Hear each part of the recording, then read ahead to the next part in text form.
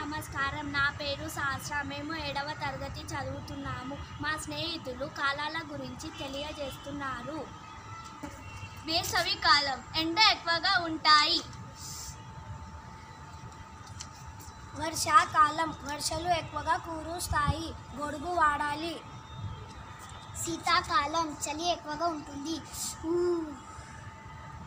ధన్యవాదాలు. మధ్యాహ్నం. నా పేరు మారుతి. మేమందరం 7వ తరగతి చదువుతున్నాము.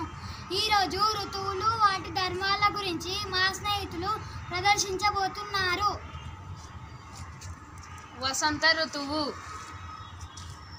చెట్లు పచ్చగా ఉంటాయి, ఆకులు చిగురిస్తాయి.